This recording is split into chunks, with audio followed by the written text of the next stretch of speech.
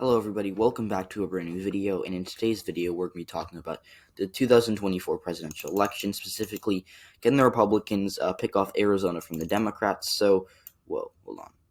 I didn't want to do that, but so Arizona was won, excuse me, as most of you know, by Joe Biden by only 0.3% or 11,000 votes. So it was obviously very close. It was the second closest state in the 2020 presidential election behind Georgia.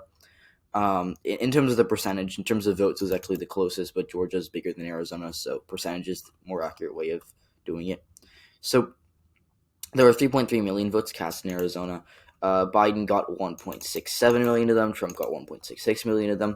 And Biden's win, obviously, for those of you who don't know, Maricopa County is the largest county in Arizona. It also is I guess it's the bellwether, because in 2016, as you can see, Hillary Clinton nearly lost Maricopa County. She lost it by basically the same margin that she lost the state by. It voted like a couple, I guess, like what, like 0.2% to the right of to the left of the state. So it votes a tiny bit to the left of the state, but it's still a very, it's a bellwether county. And as you can see, in 2018. Kirsten she also won Maricopa County by 4%.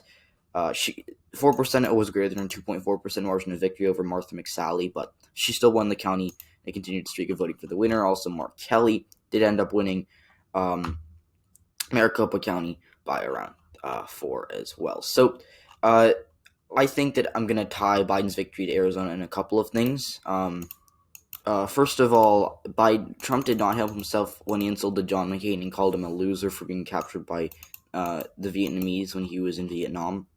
And John McCain, in 2016, he won re-election by a really good margin, actually. Right down here, McCain did very well in a lot of places. I mean, he won by 13%. He won Maricopa by 16, which would be huge for a Republican today. He came close to winning Pima County, which is where Tucson is. And to put that in perspective, I mean, in the same year, McCain only lost Pima by 3.5%.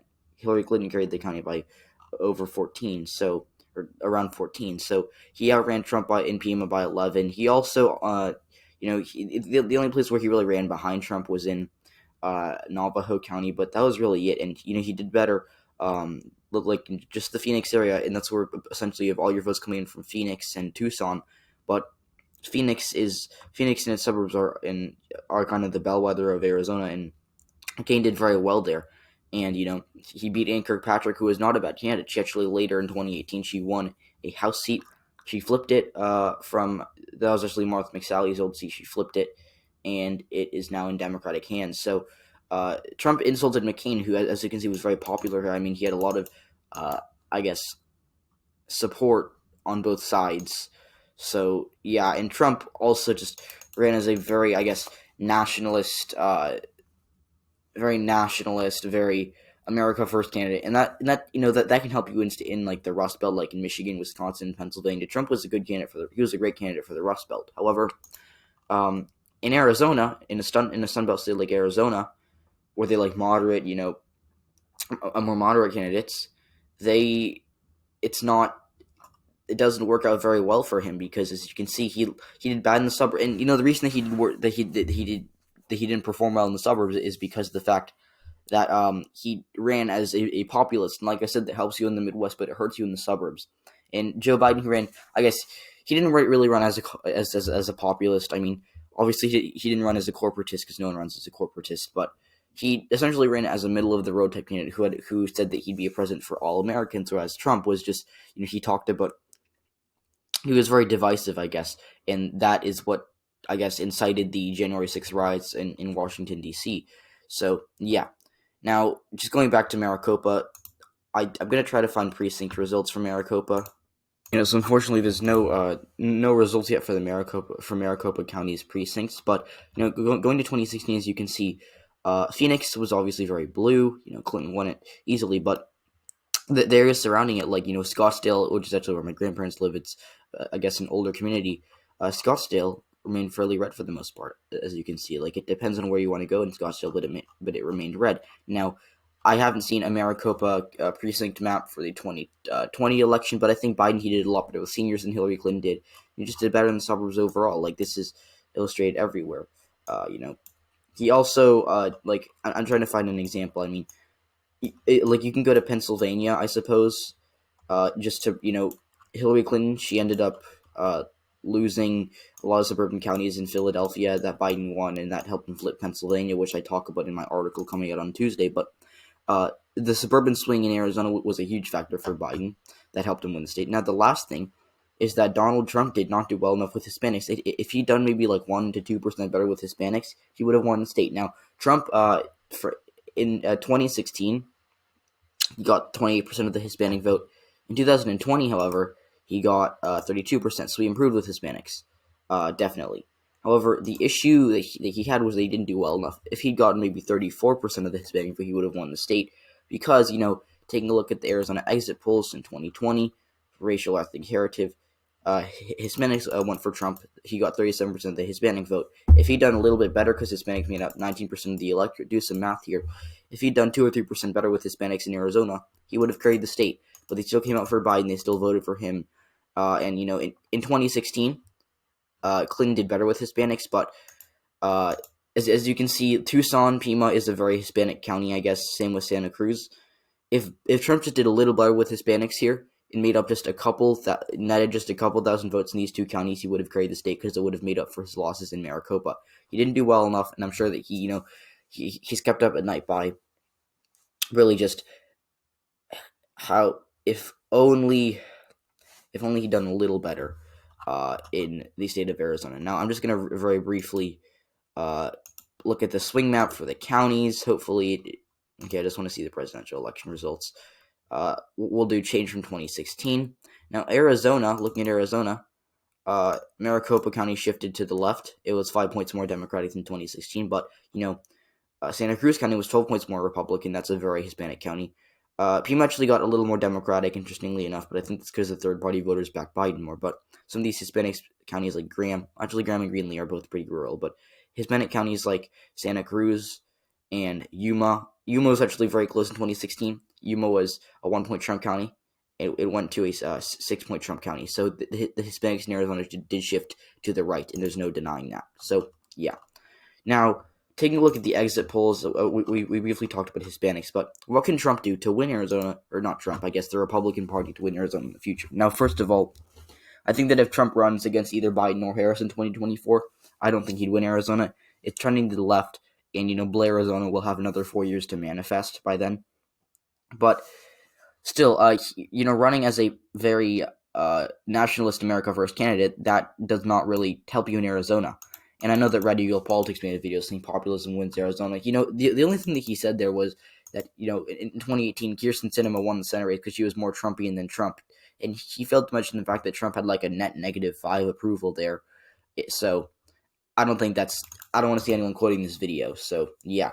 Now, I also just, let's go back to the exit polls. Now, males made up 48% of the electorate, and they backed Trump by 2 points. Females made up 52% of the electorate. They backed Biden by 3. So, the females who made up, I guess, the majority of the electorate backed Biden by a little more than the males backed Trump. So that was important for him to win the state. And, white voters, I think Biden did a little better than Hillary Clinton did in 2016 with the white vote. But as you can see, white voters backed Trump by 14% in 2016 per the CNN exit poll. In 2020, they only backed him by 6. So Biden really cut into his numbers compared to 2016. Now, like I said earlier, Trump improved with Hispanics. He got 37% of the Hispanic vote in 2020. In 2016, he probably got 31. So, yeah, but really, Clinton and Biden had essentially got the same number. But that actually didn't really help Trump too much because Hispanic turnout was higher. And even though Trump made inroads, he still lost them by 24%. So that still hurt him. So, like I said, because the high Hispanic turnout, it kind of offset, and that's why he needed just a little bit better than he did. And in terms of the youth vote was, I think, about the same for Biden. He won the youth vote by 31, and, Hillary Clinton, it doesn't tell you actually, but for 30 through 39-year-olds, Clinton won them by 6. Let's see if they have the same subgroups. They don't, whatever. Okay, and then for level of education, college graduates backed Joe Biden by 7. Non-college graduates backed Trump by 4. I think it should show education. Yeah.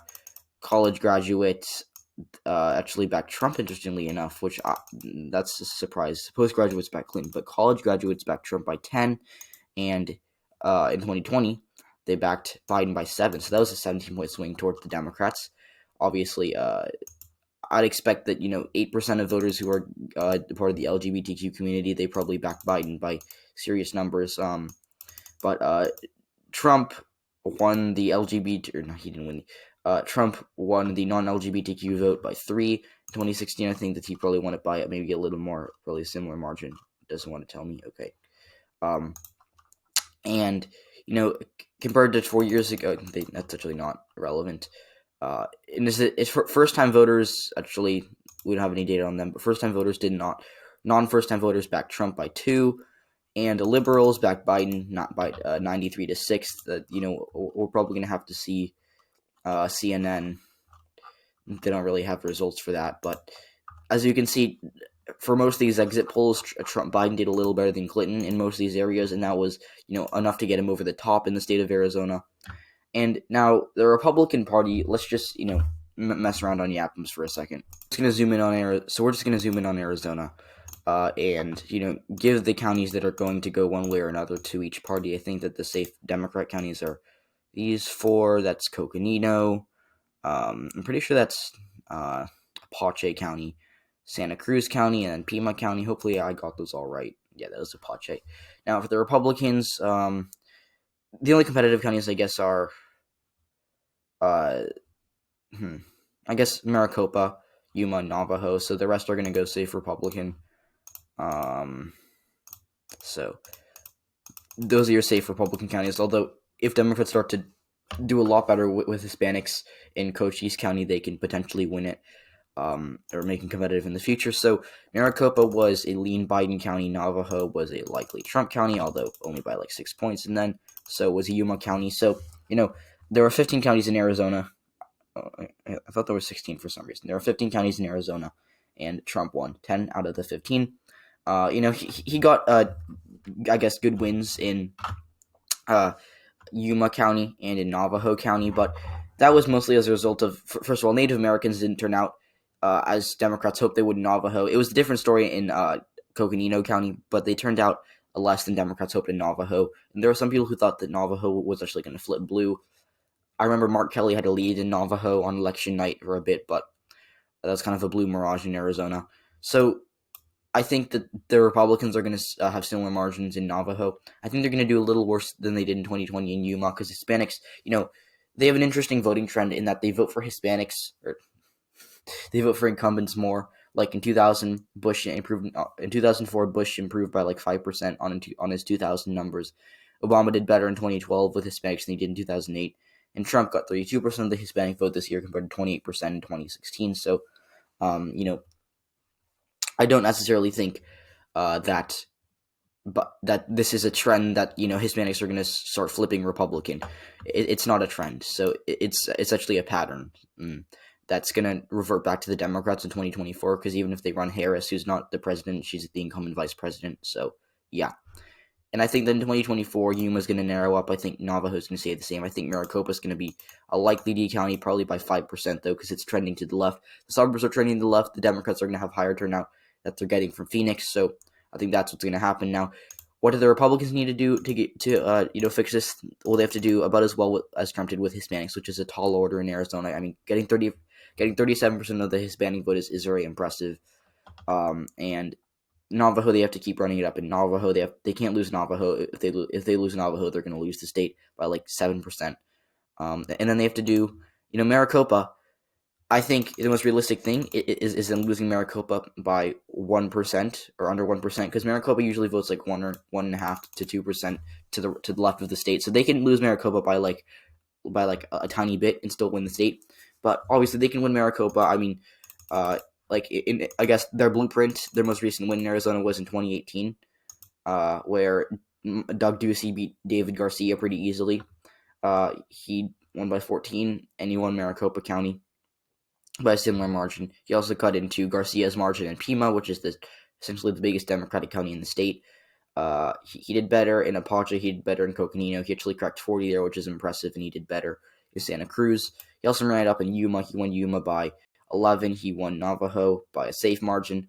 So, yeah, but I guess I don't see any exit polls for this race, but they have to kind of do what Doug Ducey did. Obviously, winning Maricopa by 14 is very unrealistic, or 13 is actually very unrealistic for them, so I wouldn't bet on it. But they can, I guess they can win Maricopa by a little bit by running a very moderate pro-McCain candidate, and that's going to give them the victory there. If they win Maricopa, they're probably going to win the race by at least 2 or 3. If they lose Maricopa, it depends on how much they lose it by. If the Republicans lose Maricopa by under 1%, I can definitely see them winning their race in the state overall. So, yeah, that's what the Republicans have to do. They have to do damage control in these blue counties, like Doug Ducey did in 2018. They have to keep running it up in Yuma and Navajo. They have to obviously run it up in these rural areas, and they have to only lose Maricopa by under 1%. Maricopa is certainly a D-leaning county at this point. So, yeah. Now, thank you all so much for watching this video. Please be sure to leave a like and subscribe if you have not already. Turn on post notifications so you don't miss a single video. And if you dislike the video, be sure to leave a dislike. Goodbye.